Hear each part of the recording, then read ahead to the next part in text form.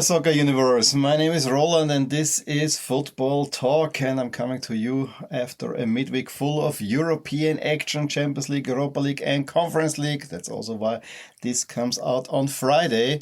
And while we still can see that the Premier League is more or less dominating proceedings throughout, we also see that there might be a shift in the leagues behind, with a pretty big week for German teams and not so much for Italy, Spain, and so on, France. And so we will definitely talk about that.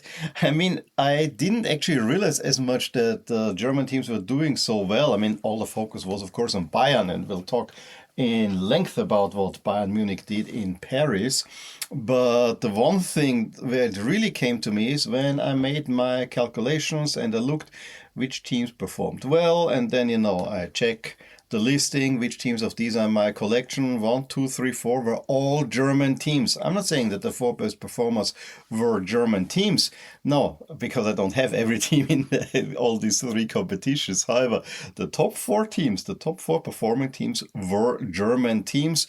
And I can tell you this already, but you will probably also see it if you watch this on YouTube, on pictures of my background or of my wall that I have. This was, of course, Bayern, but we also had Freiburg, Leverkusen, and Mainz. Mainz is in Europe. Yes, Mainz is in Europe. So quite an interesting thing happening there. I have to say the viewing experience this week was quite an interesting one. I mean, it was for me all about Tuesday. There were the 2 big games. I mean, PSG, Bayern, honestly was the pick of the bunch, although Liverpool against Real Madrid is a much bigger European classic, but it felt like that this is the game where Bayern will have to show, or will need to show, what they're made of in order to, win or take something out of Paris. And in the end, it's 16 wins in a row for Bayern. That has never been achieved before. I said in the last episode that on one side I do feel that it's a little bit biased by the weakness of the German Bundesliga, because Bayern are just head and shoulders above the rest. And that I still think that the record of Milan in the 90s is probably a more impressive one. But after that win in Paris, yeah, Bayern seems to be for real. But I also have to say that Bayern have looked good very often as of late in the fall, and I'm not sure if they always could pull it off. No, they definitely couldn't pull it off in the spring. So this is where we have to see. But there was also another interesting game between Liverpool and Real Madrid, also teeny bit a surprising result. I have to say Wednesday and Thursday fell off a little bit for me. I was really hoping that the Austrian teams are doing well on Thursday, and in the early slot it seemed like it's going really well. I mean, the Sturm catching a point from Nottingham Forest, I mean, fighting for it, and Salzburg finally getting a win, finally showing that, they can do something. And then Rapid put such a damper on it that actually had me then leaving the evening a little bit more angry. But, anger is probably too hard of a word to say, because, I actually enjoyed it again. I mean, Europa League and Conference League, if it's all together, there are always plenty of goals being scored, interesting results. It's always a fun thing to see. But yeah, for me, the big story was German teams were winning, and Spanish teams were stumbling, and the Italian sides showed some flashes of quality, but also they can't quite convince. So yeah, let's unpack this fascinating week all across Europe. And I want to start really with the German teams, and probably I overlooked the Germans because Dortmund were so summarily beaten 4-1 by Manchester City. And yes, the 2 goals late came in garbage time, blah, blah. Dortmund had whatever. For me, that already kind of outshone everything else. But if you look at the results, I mean, Bayern, super impressive win at PSG. I mean, they were dominant in the first half. They pressed PSG high. And yes, we can talk about injuries at PSG. But still, they pressed high. And it was a complete performance in the first half. It was not just the result that was impressive. It was actually the performance. Bayern really played super well against the PSG team that was the envy of the world, at least half a year ago, I would argue. And the quiet hero was, of course, Luis Diaz, who scores 2 goals and then gets a red card. Very extreme match in a way. So from the ultimate high to the ultimate low, I have to say the red card probably was a red card. When I saw the replays, yes, he wants to go for the ball. He doesn't want to hurt Hakimi. But it was just a reckless tackle. But then they went into defensive mode and defended actually well for all the possession. And yes, PSG did create chances, and maybe the stats are a little bit tilted more towards PSG because of that second half and all the possession stats and so on. But Bayern held really well, really tight. And you could see it then once the final whistle came.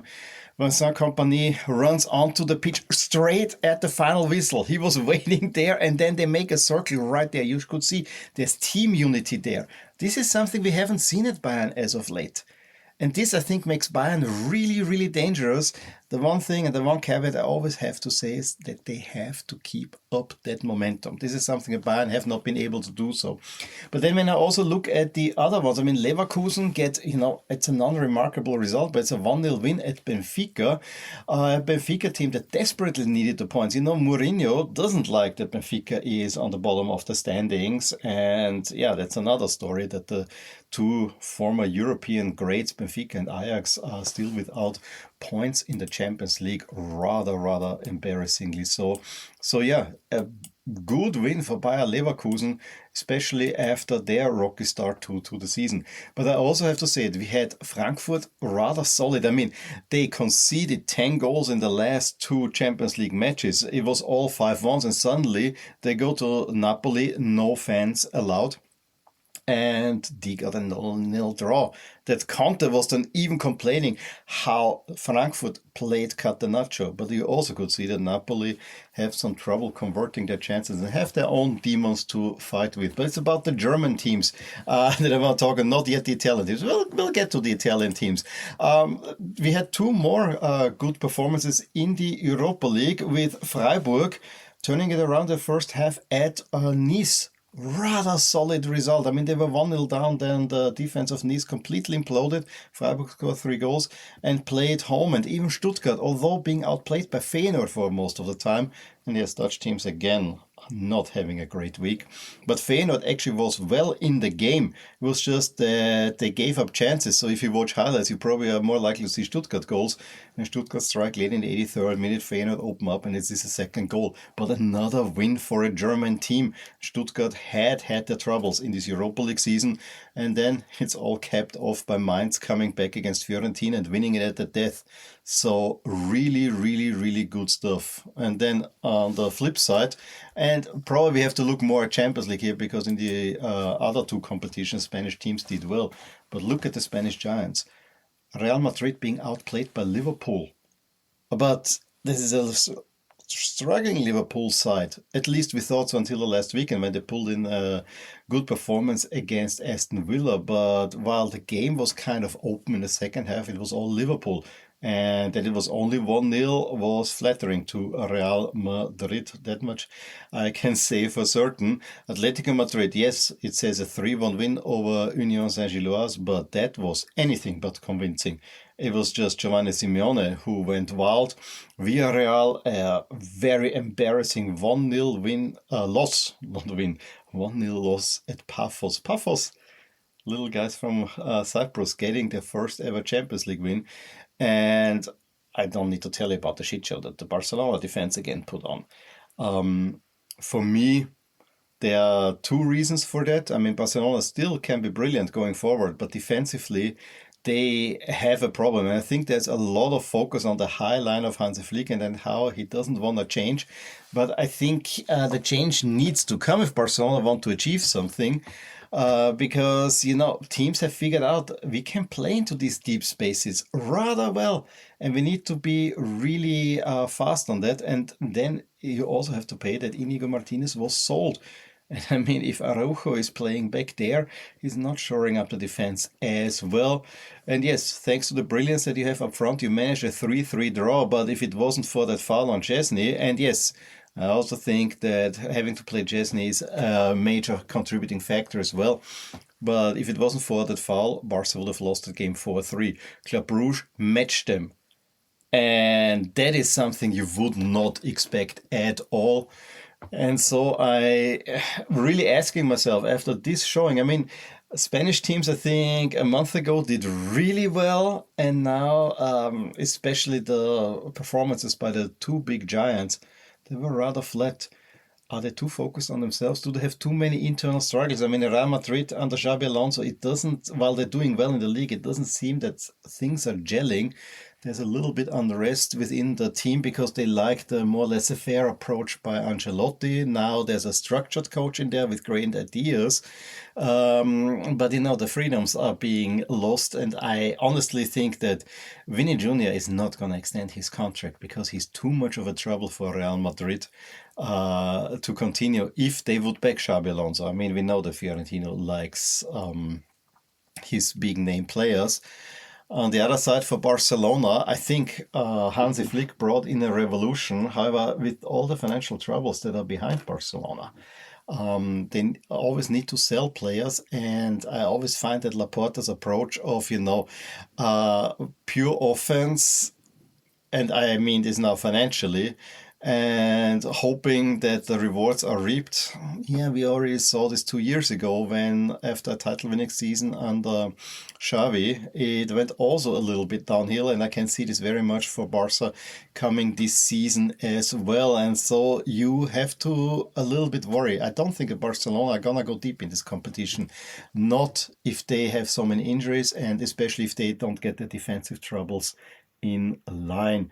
And how Villarreal lost at Pafos, yeah, it's probably a little bit of a freak result. On the positive side, when I look at their Europa League performances, I mean, Celta, Dinamo Zagreb, yes, it's a gulf between Celta, but on the other side, Villarreal lost at Pafos, but that was a very convincing 3-0 win, and even Betis winning at home against Lyon was probably the marquee win for Spanish teams, and it all came in the first half. So Betis doing well. And then I have to mention Rayo, and I love that the Lech Poznan social media team said, "Oh, we're coming to a really shitty place. I thought La Liga is big." Yes, Rayo is a shitty place, honestly. And I'm saying this as someone who actually really likes Rayo, especially how they're playing. But the club leadership and the way that the dressing rooms are made, I mean, it is absolutely horrific.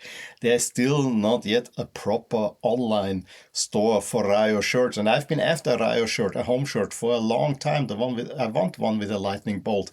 But there are also more issues. I mean, I hear this from the Spanish football podcast that I like to listen to, where one of the hosts is a Rayo fan, and he keeps telling how Rayo don't even manage to sell season tickets online. You have to queue up on one day in the heat of August to get your season ticket.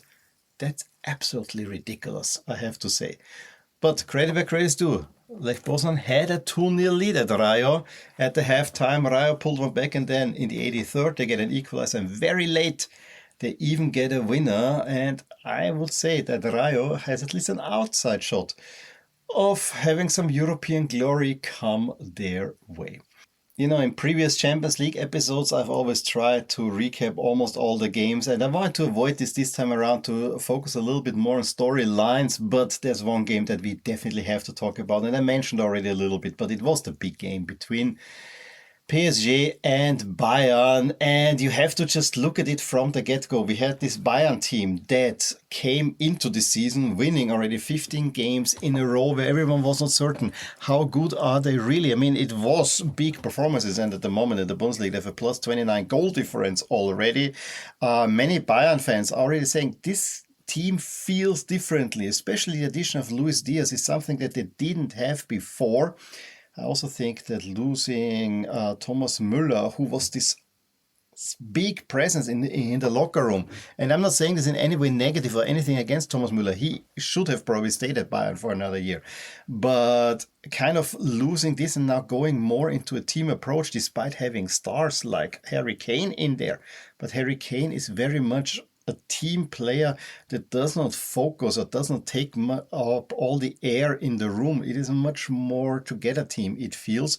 You have your leaders with Neuer and Kimmich, who are kind of the Bayern or the Bayern DNA that you need to have. But then you also have an Olise or Austria's Konrad Leimer, who is everywhere on the field. I mean, he plays, I think, on the left side, but he does so much on the field that he's almost the quiet MVP. But I will still give this to Michael Olise, but also to Luis Diaz, who is really coming into his own, and you saw it. I mean, he scores 2 goals. Yes, one was a big mistake by Marquinhos.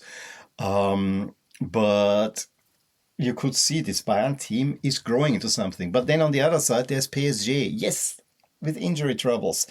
Dembele could play again, but everyone said that this is the one game that Bayern will really need to show, and this will be now the first stern test. And that was previous. I mean, they met at the Club World Cup. This was the game where Musiala got badly injured. So have that also in mind. There's a whole lot going on in this game. And so the setup was clear.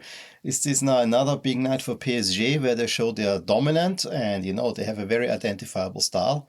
Or is it Bayern? Well, it was Bayern. Bayern actually knew how to address PSG's weaknesses. And yes, PSG are rattled, as I said, plenty of injuries, and we could see it even. Diaz had scored the opening goal within the first 5 minutes, but then Ousmane Dembele had seemingly scored an equalizer. It was offside, and then he came off for an injury. That didn't look good at all, I gotta say. And then the self-destruction by Marquinhos, and Diaz takes care of that, only to self-destruct himself. It was a needless tackle on Hakimi. Absolute needless tackle. Yes, you want to pull him down, but going there for the ball, it was just over-motivation. It was also happening on Hakimi's birthday. And Hakimi gets his ankle really twisted in this scissor tackle, and it was a red card. I'm sorry to say. I mean, the Bayern players argued left and right. No, this was never anything. It was not a malicious tackle, but this is similar what Donnarumma did to Musiala. Donnarumma's was not a red card either, in a way, but you could see there was a little bit of a negative energy between these two teams happening, and so Bayern players couldn't really believe it that they are now reduced to 10 men. But on the other side, they then stayed compact. Even though PSG smelled blood, even though PSG tried with their short passing game to weave themselves through the defense of Bayern, they only managed it through Lee Kang-in once, but Bayern hold on, and it shows everything that we know about Bayern. I think it doesn't tell us much about PSG, with Desiree Doué out. And if I look at that lineup, I still want to see PSG on full strength against Bayern, like we saw at the Club World Cup. That's felt a little bit more representative, although the Bayern team has very much grown. But for me, this tells me a lot about Bayern. That they have now an energy, win at all costs, but also this group spirit. That makes Bayern really, really, really dangerous.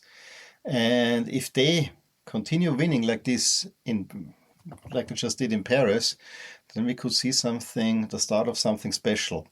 Now, they're missing Luis Diaz, and the next game is against Arsenal. Also spicy, I have to say. And I would argue that at the moment, this matchup would be another one, the two best teams in Europe against each other. Because PSG now have shown them, but we knew that they are not currently among the two best teams in Europe. But in Champions League, we also know it only matters that you make it into the knockouts and then you get hot in the spring. That's what PSG did. That's what many teams have done. Real Madrid so often. They got hot and a little bit of luck off the draw. So this is how you win the Champions League. And have that in mind. But at the moment, I would say Bayern have to be considered a serious contender. Although I would hand the mantle of the favorite still to this very sturdy Arsenal team that we won't talk maybe too much about in this podcast. Before I talk a bit more about the Europa League and the Conference League a little bit more in detail and my reflections, that I would be remiss to also talk about Serie A teams in Europe. Mixed results overall. Serie A is probably not gonna get a 5th spot this season again. I mean, it started already with Napoli, despite all people in the stadium being for Napoli, only managing a 0-0 draw against Frankfurt. Frankfurt really being defensively sound, which is something we have not said all season about Frankfurt, honestly. And it's not the Frankfurt DNA, but they knew that they needed to solidify, and Napoli is probably more of a daunting task than they actually are. Yes, they had chances, especially late. There were a couple of chances, McTominay, of course, being everywhere. But Frankfurt held tight, and so it was kind of a strange result. I mean, everyone said there are goals in this game. No, there were absolutely no goals. There were few chances, but it was more an accumulation for Napoli of small chances than rather this one big chance where they could, not convert. Inter also, I mean, only the 2-1 against Kairat, and Kairat even equalized at one point, although this is a goal that never should have happened. It seemed to me that Inter played against a team that is not as gifted as theirs, and they stooped down to their level. So while Inter is still perfect, 4 wins out of 4, and that looks good, I also have to say we have to consider the teams that they have been playing, because Inter have not played against any huge teams so far. Their wins came now against Slavia, against Kairat at home, and away from home to Ajax and Union Saint-Gilloise. And the big games are still coming. They have Arsenal and Liverpool still at home, and they have to go to Dortmund and Atleti. So not gonna get easier for Inter. So having 12 points basically sees them through, I would argue, but really not much more, and we have to see how they will perform against the big boys. The sole win for Italian teams in the Champions League came through Atalanta. They had already a goal disallowed, I think, by Lookman, and I think they were the better team against Marseille. However, Marseille wanted to have at least 2 penalties, and especially then on Samaci's winning goal. Yes, there was a handball. But the way that the ball hits the hand, I mean, I can see why OM players really want it. The thing is that the referee didn't play or didn't blow the whistle. It was still a live play, and Atalanta go up the other side, and Samacic with a nice curling shot, a really beautiful goal, gets the winning goal, and then it's all about the VAR. Will he give the penalty? In the end, he doesn't give the penalty. But OM players were protesting throughout that Atalanta counterattack. Also should not forget Charles de Ketelaere missed a penalty, so also not that good. Juve, I mean, playing actually well on Spalletti, and Vlahovic really pulling his weight. I mean, he had a private duel with the Sporting goalie. Sporting took an early lead, probably could have doubled it right there and then, but Juventus were really well in the game, and in the first half probably should have scored more than the single Vlahovic goal. Second half, yeah, a little bit flat, I gotta say. And then we come to the other 3 that are in Europe. Roma, a fantastic 2-0 away win against the Rangers. After their 2 home defeats, this was a much needed away win, and an away win that also tells you a little bit about the 2 teams. Rangers are not good in Scotland at the moment. So while they probably were even on chances with Roma were clinical. I mean, Soulé scoring the 1 goal and even involved in the second one as well. Probably should have had a third one too. But Roma were clinical. Can I just say how much I dislike these orangey, yellowish jerseys by Roma? I mean, they provided good contrast, but that jersey, I think the color combination just doesn't do it for me. It kind of looks muddied. But they get a 2-0 away win because Rangers have no confidence at the moment in converting their chances. But this was much needed for Roma. Bologna, only a 0-0 draw. Yes, the red card in there for them as well against Brandbergen. But rather disappointing. Cannot convert the chance, a little bit like Napoli. And then Fiorentina, yes, first game past Pioli, who finally got sacked. Not that I wanted him to get sacked, to be honest. And they were overall the better team in Mainz. Had a 1-0 lead, were in control in the first half, concede an equalizer, push for the win. I mean, Moise Kean seemingly was pulling his weight, and then you get caught on a counter-attack and you concede late against Mainz.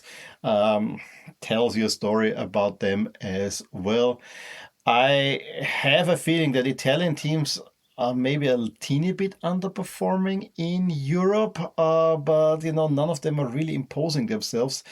And I think they're also a victim of the Serie A parity. It's kind of, Serie A is regressing to a mean, which means that all the teams are kind of the same-ish strength, but none of them is stellar. And you need stellar performances in Europe. And the one team that has been stellar was Inter. And Inter also a little bit in a funk right now. I mean, they can play great against smaller teams, except if they're called Kairat, where they actually conceded the first goal in this group stage. Also, that's it. That would have gotten you a lot of money. But the other teams, yeah, they are so much occupied with themselves and probably with the league. And the league is so important that European performances are a little bit forgotten. So let's look a little bit closer at the Europa League. And the first thing that I noticed when I just look at the current league standings, it looks a little bit strange. We have on top Midtjylland, 4 wins out of 4, leading that one, ahead of Freiburg and Ferencváros on 10 points each. And then we get the first big league team in Celta. I wouldn't say they're a European giant, but if you come from a European big league, you would expect to be a little bit higher. Braga, potentially, but then Aston Villa, Lyon, those are kind of big hitters. Betis sitting in 9th place, and we talked about Roma after the 2 losses. They're only in 18th place. They definitely need to be rising, and you also have the feeling, a similar feeling about Porto. But there are quite a few surprising teams in there, and I think that tells you also that European football romantics can really rejoice in this Europa League. It seems a much more egalitarian league than the Champions League, which is really elitist in many ways. And yes, we have small teams in there, but they don't do much. Here in the Europa League, and we'll talk about the Conference League as well, they are actually doing stuff, and it's a wild table. Yes, 4 games in, it is not really representative. But even if I look at the league expectations, Midtjylland are now the favorites to win the league phase. They probably will not, because I can see Aston Villa pulling closer, and Lyon, Freiburg, Celta, Betis, Porto, they all will be up there. But it is really interesting that a smallish team like Midtjylland, and yes, in the Danish context, they're probably not that small and they're doing a lot of things right.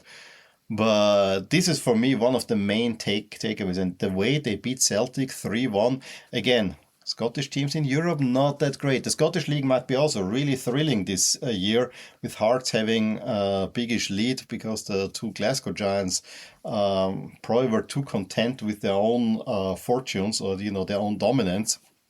So they're an absolute mess at this moment. But you could see Midtjylland completely outplayed Celtic in the first half. And yes, late on they pulled one back, but that was barely consolation, I would have to say. So really an impressive result. We also have to talk about the Austrian teams in there, and this one gave me a little bit hope. I mean, both Austrian teams in the Europa League did perform actually well. Salzburg beat the Go Ahead Eagles. Yes, initially the Go Ahead Eagles were the better team, but then Salzburg kind of pulled their weight and got the goals in the second half through Vertessen and a brilliant strike by defender Terzic to win 2-0, their first win. Yes, they should have more points already on the board, especially the draw against Porto, but also Ferencváros. Something they never should have lost, and it won't be easy for Salzburg, but at least some points for the European coefficient for Austria, which is taking a beating, and I'm already resigned that Austrian teams will fall out of the top 15 unless a miracle happens.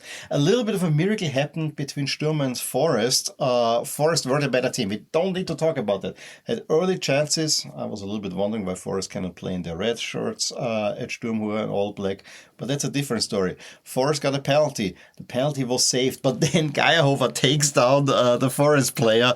There should have been another penalty, so a little bit of luck for Sturm Graz. That much is for certain on that one.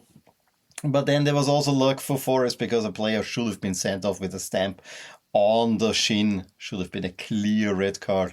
I guess the 2 offset late on, deflected shot for Forest lands on the woodwork. They could have been lucky. Sturm had one goal disallowed because Maurice Malone was just an inch offside.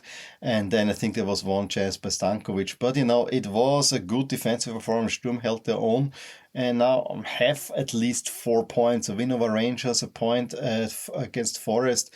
At least at home they can pick up points. And they might have easier games coming up. I think they play against Brann, which is not an easy game by the way. But I have at least some hope that Sturm could go on. When I talk about Forest, I also need to talk about the other English team, Aston Villa. Rather unremarkable 2-0 home win over Maccabi Tel Aviv.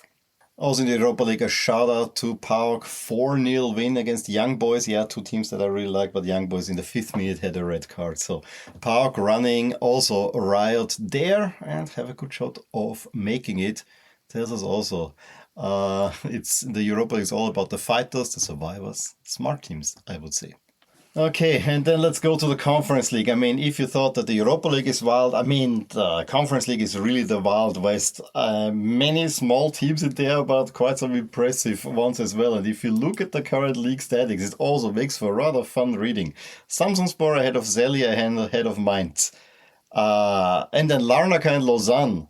Before we come to a big league team again. I mean, Mainz is a big league team, but is a big league team in the relegation zone currently. So for me, Mainz doesn't scream even German big team, but we had Heidenheim last time around. Then you have Rayo, Strasbourg, Fiorentina, and Crystal Palace, which I think should be considered the 4 favorites in this competition. We talked already about Mainz's win over Fiorentina. We also talked about Rayo's comeback win.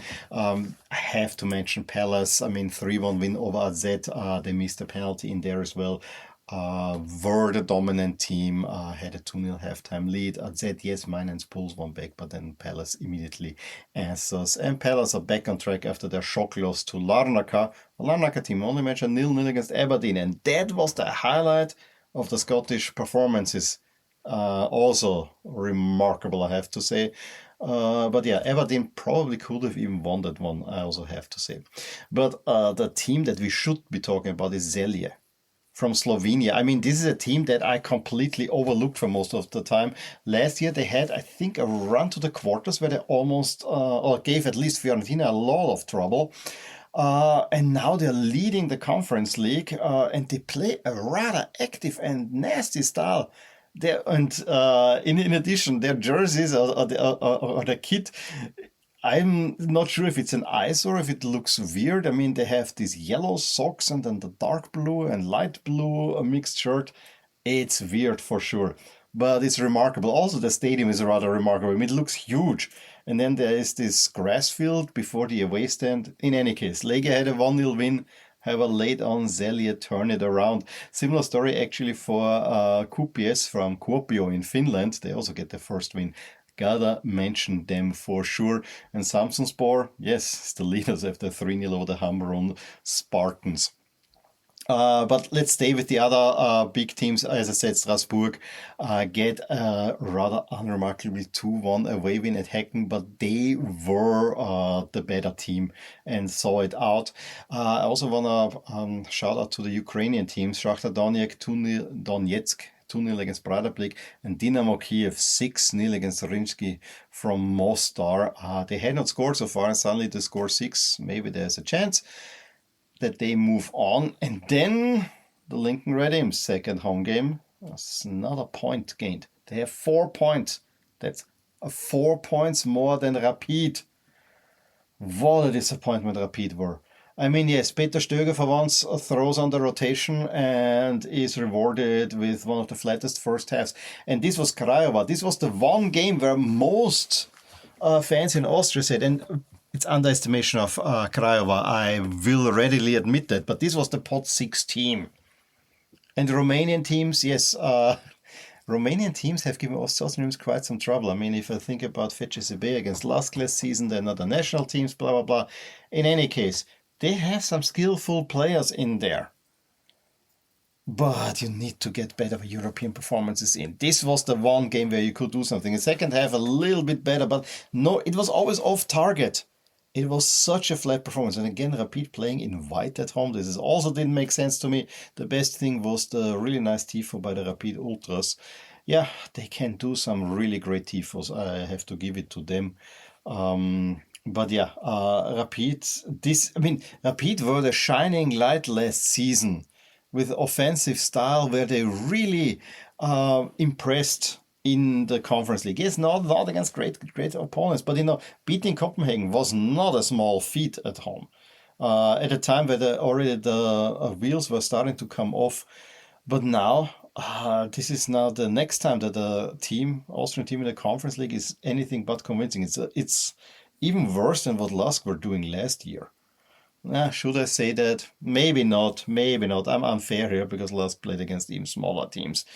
But losing at home to Craiova, at least Lask never lost at home last season. It is disappointing. That much I have to say. Put a real damper on an otherwise really good Austrian evening in Europe. So a few more things to point out before we close it out. Also a few staty things that I wanted to say. Dutch teams really disappointing again. I don't think they got any win. PSV, I think, got a draw. Then we said already AZ losing. We had Utrecht managing only 1-1 against Porto because they got caught out on a counter-attack. Feyenoord losing, Ajax losing. It does not look good for the Eredivisie. We also had a rather meh weekend for the Portuguese teams. I mean, in Champions League, only 1 point. We said already Porto. And then Braga, despite being the better team against Genk, lose 4-3 at home. Completely undeserved 1-1. Then they concede two right after the half because the defense is unsorted and gets caught out by the high press of Genk. And yeah, they cannot pull some back. So things that I also wanted to have mentioned. The French teams, so and so as well. I mean, two losses in the Europa League. We had Marseille losing, we had PSG losing. We had Monaco at least getting a win at Bordeaux, following Barlogun scoring that one goal. But many will argue that Monaco is not a French team. And so it's basically Strasbourg who keeps up the honor of Ligue 1. And yeah, as I said, England and Germany were the big winners of the week. The leagues that I've been talking about now were the losers. Spain a little bit there as well was saved by the Europa League, as we already said. And we already talked about the Italian league as well.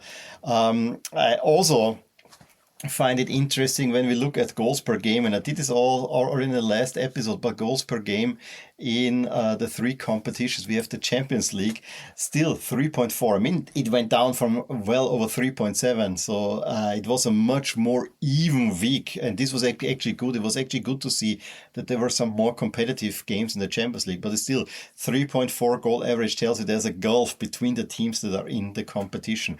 Whereas when competitions are more level, like in the Europa League, we have suddenly a 2.5 goal average. I mean, way lower. I mean, usually you would say 2.7 is a good average, but there you need some distance between the teams, which is actually not really happening in the Europa League. I mean, if I look at the last place teams in the Europa League, we have here Nice Rangers at 0 points, similar to Benfica and Ajax. Those are not small names. Definitely not small names. So also quite interesting. And then in the Conference League, yeah, I mean, there we have only small names, but it's still interesting. Look at goal average is 2.44 at the moment. The bottom teams are Slovan, Hamrun, and Rapid also at 0 points. Rapid in last place. I just don't believe it. I also want to talk a little bit about the favorites in each of the competitions. In the Champions League, it's actually interesting to look at the top 8 in the projections. We already hinted it. Arsenal, Bayern, Inter City, then Liverpool, PSG, Real Madrid, and Barcelona. Currently projected to be in the top 8 with Newcastle and Spurs. And I have to mention the Van de Ven coast-to-coast goal, probably. Otherwise, people say, why are you not talking about Van de Ven? I didn't find that goal all that great. I mean, coast-to-coast is always great. But he's basically running straight through the defense of Copenhagen. Whereas look at the goal that Theo Hernandez scored against Atalanta when Milan won the title, where he is basically curving across the entire field. Was to me a bit more impressive. But great goal. Spurs fans rejoice there. So you see already in these expected standings a little bit of a gulf happening. It's also interesting. Paphos have a shot currently to make it in the top 24, and on the bubble it's Club Brugge. Although I think Club Brugge will get in. Frankfurt, PSV, and Bilbao and Marseille just out. And the S is Villarreal. I mean, that's absolutely crazy. But the overall favorites in the Champions League, it's Arsenal with decent advantage. I mean, 14% winners ahead of Liverpool, PSG, and Bayern and City. I think that sounds about right. I would probably give Bayern a little bit more, but as I said, their rating is probably not as high. And then it's the Spanish Giants before we see Inter to round out the top 8. And I think it's really among those top 8, and we have to see who will get hot in there. At the moment, I probably would still put my money on Arsenal, although they have no European pedigree. But I think it's quite interesting to look at that. In the Europa League, on one side, way more open, but on the other side, it's really not. If I look at the expectations, we also talked about that a little bit. The top 8 are Midtjylland, Villa, Lyon, Freiburg, Celta, Betis, Porto, and then Ferencváros, with Braga and Roma being right behind, although Roma will have a hard time breaking into the top 8. That much is also for certain. On the bubble to make it in the 24, just in at the moment. Bologna probably could just make it. Basel is ahead of Bologna, as is PAOK and Panathinaikos. Greek teams doing not too badly either. And Cervena, Zvezda, Feyenoord, Celtic, and Sturm just outside. That sounds interesting. As I said, it's relatively tight, everything. I mean, Midtjylland is an average points total. The expected one is 17, whereas Aston Villa is 16.6 and Lyon is 16.4, Freiburg 16.3. So relatively tight together. But if we look at the overall favorites, there's only one favorite, and that's Villa. Villa at 18% ahead of Roma at 9%. Roma's definitely lower because they probably will not make it into the round of 16 directly, but still.